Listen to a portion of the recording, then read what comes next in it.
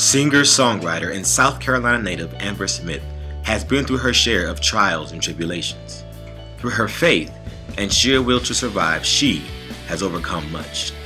Listen as we discuss her life, her music, and the heart behind it.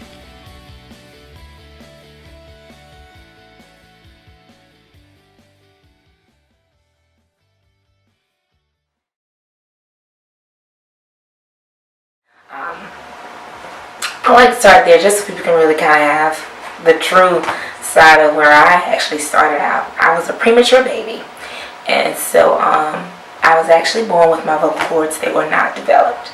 So like the whole first year of my life, my parents really couldn't let me cry because, I didn't really have a sound or voice that could come out. So that's very interesting. Fast forward years later, I remember, my family, everybody used to always sing, but I was kind of the one that was always a little insecure about my voice and wasn't a real singer, I could hold a note, but, it wasn't working for me.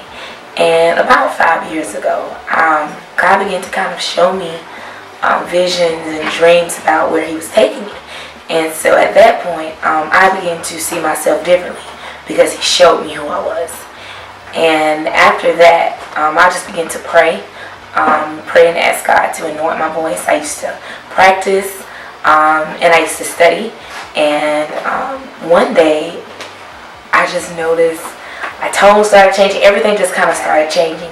And there wasn't a natural explanation for what had began to happen. I mean, I was practicing, but it wasn't that much practice in the world for the transformation that was happening with my musical abilities.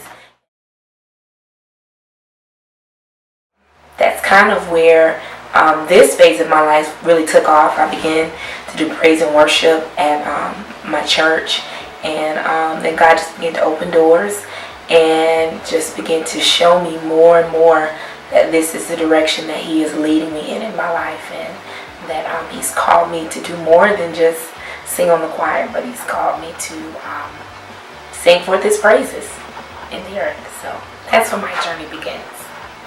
All right. Who are some of your influences? One of my favorite singers is CeCe Winans. Her grace, her beauty, the art that she uses when she ministers, it's just beautiful. I love Lalah Hathaway, her tone, her artistic ability, its creativity. It is absolutely amazing. Kirk Franklin, I love his lyrical content and the creativity of just being able to set the tone for a whole genre of music, and not being afraid to stretch the limitation. I also was influenced by Sam Cooke, and one of my absolute favorites is Mahalia Jackson. I absolutely love Mahalia Jackson. Growing up, my dad's pastor, so on Sunday mornings at about 5 o'clock in the morning, he would get up early, he'd be typing up his messages, and he would turn on Sam Cooke, James Cleveland, Mahalia Jackson, and he would be playing this music loud. When I tell you loud, like, I don't even know how he slept. I know it would wake me up every morning, and he would just be playing this music all the time, and it really kind of stuck with me.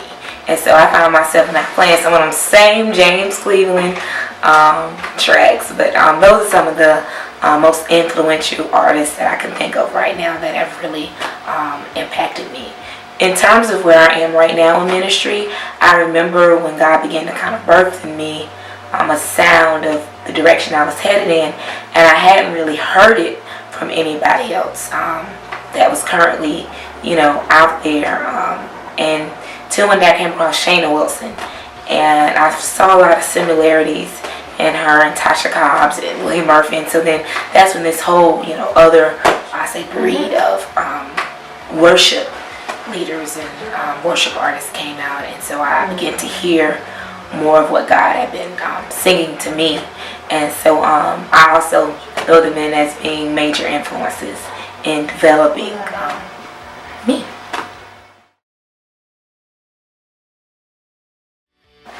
Okay, my sound, well, what I would say is my sound comes from relationship.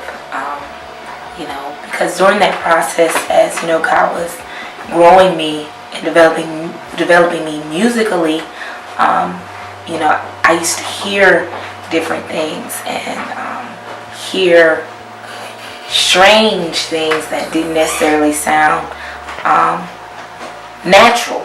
But, God allowed me to hear heavenly realm and heavenly sounds. And so it was birthed through a period of relationship when God really just began to deposit into me the sound He wanted me to release. And so, He had me cautiously not listening to many artists, not, expose myself to too many things for a particular season of my life as He wanted to deposit things into me. So that was for a season. I studied other artists, but there was a season when He developed the sound that was in me. And so it's given me a confidence to know my lane and to know who I am and where my sound is as it continues to grow and evolve. And so the best way I would describe my sound, it would be His voice, my heart, one lyric. So when you sing, what do you want people to hear, to feel? When I sing, I don't want people to hear me or see me. I literally want them to feel His love embracing them and literally the Father speaking directly to them. That's like where, my passion comes from. It's because it's truly not about me. I don't have a song that I can sing to that will change your life, But I know that when the Father speaks, He makes all things well. And so it's for me to get completely out of the way and to make way for the King and let Him speak. All right, so quite on set. Thank you. So you write your own songs, right? Yes. Yeah. Okay. Yes. Okay.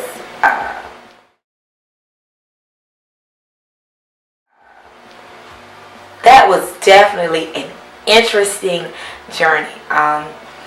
Me and Kenny started writing songs. I started saying that my parents, very musical, and so my dad at a very young age taught us how to write songs.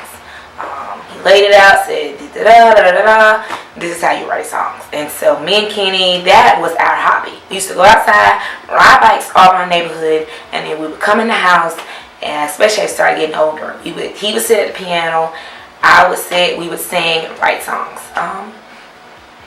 They're kind of corny now that we would but we would sit and write songs.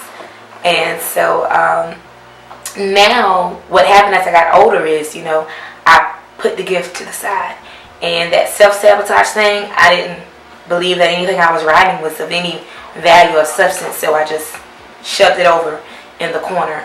But I still continue to record it and write it down and keep journals and things. And so now where I'm at with songwriting is I write from relationship and God's word and with substance. I would say that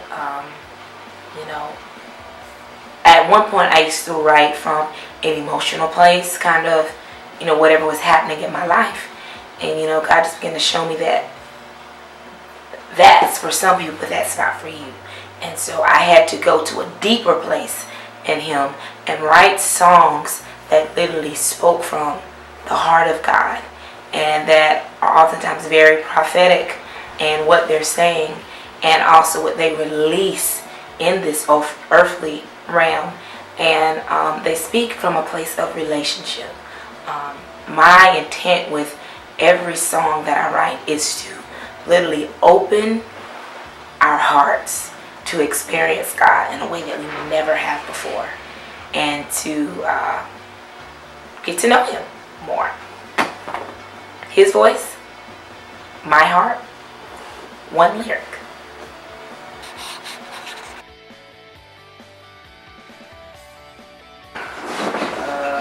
Okay, I'm gonna say this. I don't have an opinion about that. Honestly, because I do think it's an irrelevant conversation.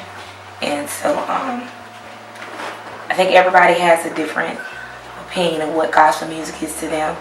And honestly, I don't care. This is the truth of the matter.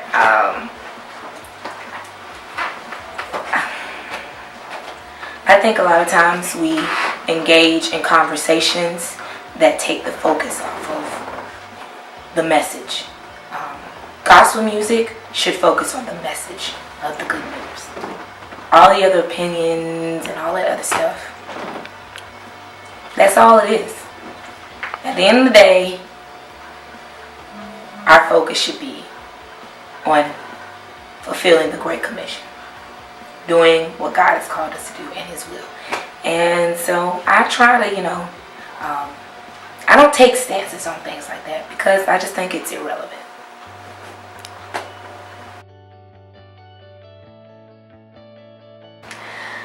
Oh, okay. My life. Well, I'll start by saying that I was that girl. I was that girl that had the reputation. I was that girl that searched for love in all the wrong places. I was that girl that didn't know who she was. And I was that girl that was just like the loner, quiet. That was me. I was the one that you would not have picked for most likely to succeed. The one in the class that everybody knew but probably didn't like, or didn't like because they didn't really know her. My life is, everybody has a story, and my life is no different. Well, I would say starting out from a young age, I was actually, had some mental learning development delays. And so up until 4th grade, I really struggled with learning. I remember in kindergarten, being in class, it might have been pre-K. It was Miss Carabel's class. I was at Timrod Elementary School in Florence, South Carolina. And I remember this particular day, they were doing the days of the week. And I remember I was at the door and all the other kids were on the other side of the classroom. And I remember just kind of looking at them and realizing at that time that something was wrong with me. I remember just thinking to myself, why didn't I get it? I just couldn't connect the dots. I was like, they look so happy and they're singing the song and she's holding up the cards and everybody knows what's next. And I was clueless. But I tell you, I was clueless. I was like, what in the world? How do they know that? It just didn't connect. And so if you had 1st grade and you had 2nd grade, I was in like 1.5. Literally. And what's crazy is I knew something was wrong with me, but my mom, she just told me this like recently that, I wasn't in like 1st or 2nd. I was like in that middle range. They were trying to, work with me a little. Honestly, I'm laughing, but it was a struggle. I just remember, teacher trying to teach words, and I'm just like, man, what are you talking about? And so I say this to parents, keep working with your kids. Because I remember one day in 4th grade, it was a science class, and we were doing an experiment with magnets and batteries. And I was sitting on the right-hand side of the class. And I remember all of a sudden something clicked. I don't know if it was the light bulb that went off. I don't know what happened. I believe God just touched me. And from that point forward, my grades, when I got to 5th grade, it was like I had made a total change. I went from being a C, D student to making honor roll, A's, B's. So much to the point that when I got to high school, I actually graduated high school in 3 years. So parents, no matter what obstacles your children may face, I encourage you to keep working with them because God is able to do it. He can turn it around. And that's the story of my life. Even with my voice, God turning that around. My family has a story of it being turned around. I just want to pause here and say I have the absolute greatest parents in the entire world. I wouldn't trade them for the world itself. I think my family story is one of the most beautiful stories of a family that's flawed, but yet still resilient in the struggle to maintain a family. I've had to learn how to not hold my parents to a standard that I can't even live up to, and how to love them and forgive them and know that they just tried their best and their best is beautiful. And so I've learned that my life is exactly what it needed to be to take me where God needs me to be. So it's flawed, it's full of obstacles, but yet I'm a conqueror, and I've seen that every step of the way in my life. I've been raped. I know what domestic violence is like. I know what it's like to be called the slut in school. That was me. Okay? That was me. Ask. Okay? That was me. I've had STDs. Those cancer. That's me. So I was also a queen of self-sabotage. So much to the point where even at an event, seen somewhere, I actually peed on myself on stage, literally. I was the queen of, being in denial about myself, psyching my own self out, telling myself I couldn't do it. The gift in me wasn't good enough. I couldn't do it like this person. I couldn't do it like that person. And then one day, God, said to me, who are you to tell me that the gift I gave you isn't good enough? And at that point, I really had to because God says something like that, it's like, well, check yourself. But it really brought things in perspective. And so one day my brother Kenny, he actually said something to me. And he said, sometimes if your gift is in the wrong environment, you can't use it. And so he used for an example a bicycle. If you have a bicycle in the house, you can't ride it.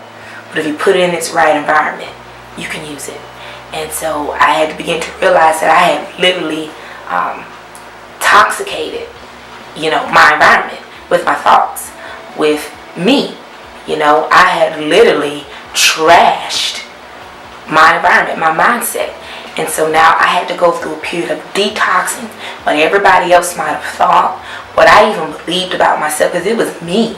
And even to this point now, to this very day, I've been in a recent consecration, and God has been opening me up and literally showing me that there are some things that I had buried so deep that I couldn't even find them, that I didn't even know how to let it go. That's just how deep in me I was able to pretend with Amber. But it was literally hindering my growth. It was causing frustration and unhappiness.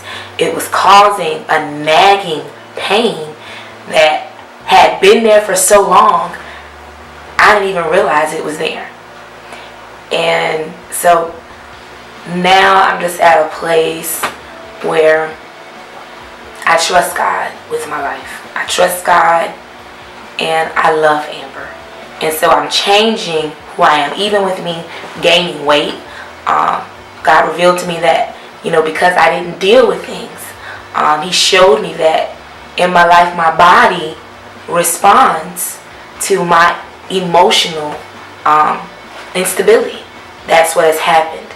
And so He just showed me over the past few years why I gained weight, lost weight, because I was emotionally unhealthy.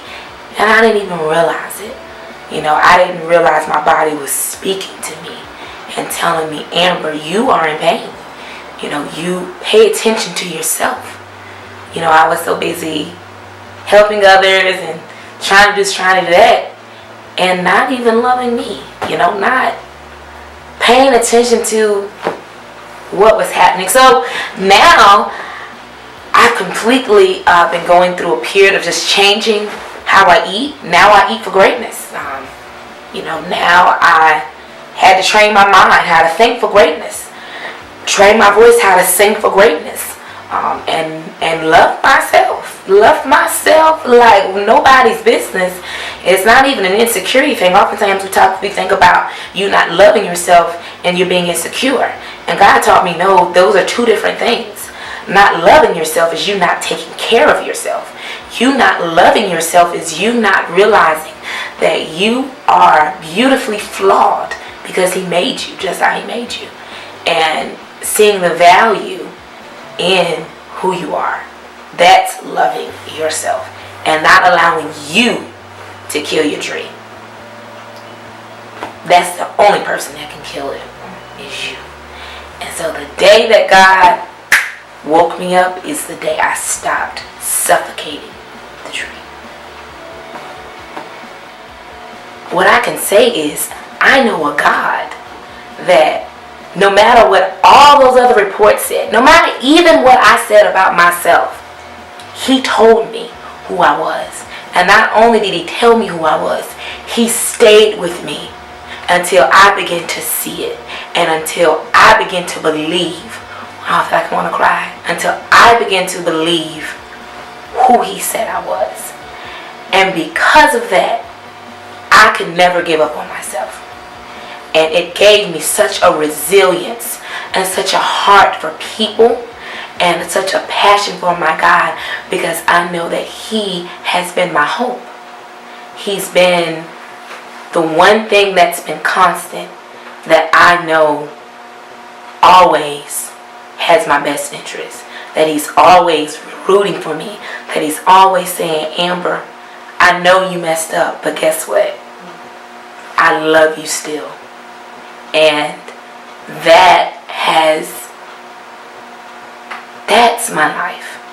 It's a life of a person that isn't perfect, that every single day I make mistakes. But it's a life that is yielded to God. And so every day He washes that away. And every day I'm growing, I'm changing, and I'm learning more. He's teaching me who I am. And that's the beauty of it. He's teaching me who I am. And so He's giving me freedom. Freedom. I think this is one of the first times in my life that I have found freedom. Freedom. Joy. Peace. And it's all because of Him. And my willingness to just let it go. Let it go. So that's my life. My life is a beautiful tragedy.